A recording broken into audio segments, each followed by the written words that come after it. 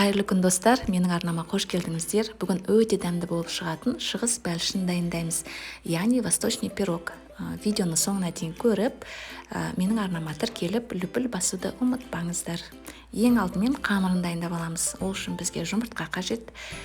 Жұмыртқамызға қантымызды қосып, және де 2 үлкен ас қасық қаймағымызды салып, бәрін жақсылап араластырамыз.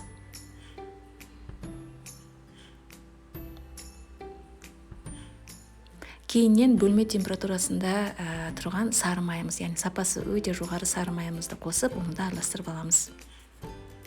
Жақсылап араласқан массаға електен өткізілген ұн және де разрыхлитель, яғни қамыр қопсытқышымызды қосып, өте жұмсақ қамыр илейміз. Қамырымызды пакетикке салып, холодильникке салып аламыз. Кейіннен қамырымызды үлкен және кіші бөлікке бөліп, орташа етіп жайып, пергамент қағаз төселген формамызға төсеп аламыз. Ішіне кез келген сухофрукты, яғни кептірілген жеміс-жидектерді салсаңыз да болады. Менде мейіз, өрік және де грек жаңғағы. Бәрін жақсылап тегістеп салып алғаннан кейін үстіне қойытылған сүт құямыз, яғни сгущенка. Бұл жердегі ең маңыздысы, яғни сгущенкамыз біздің өте сапалы болуы қажет. Арзан сгущенка құйсаңыздар, оның суы шығып, яғни бәлішіңіз ойдағыдай болып шықпайды.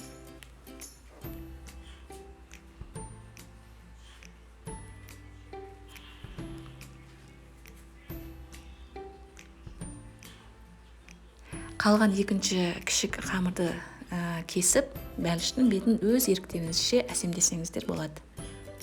Бәрін жақсылап екінші бөлігін бетіне жауып, жан-жағын бірдей етіп, тегістеп бекітіп алғаннан кейін жұмыртқаның сарысымен бетін толық жағып шығамыз. Және де 200 градуста ысып тұрған пешке 30-35 минутқа салып пісіріп аламыз.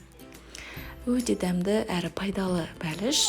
Яғни бұл жерде сухофрукты, яғни кептірілген жеміс-жидектер өз еріктеріңізде, яғни ішіне құрма, қары өрік, яғни чернослив, кез келген жаңғақтың түрлерін үгітіп салсаңыздар болады. Міндетті түрде жасап көріңіздер. Ұнаса видео арнама тіркелуді ұмытпаңыздар. Лүпіл басып қолдап кетсеңіздер болады. Назарларыңызға көп рахмет.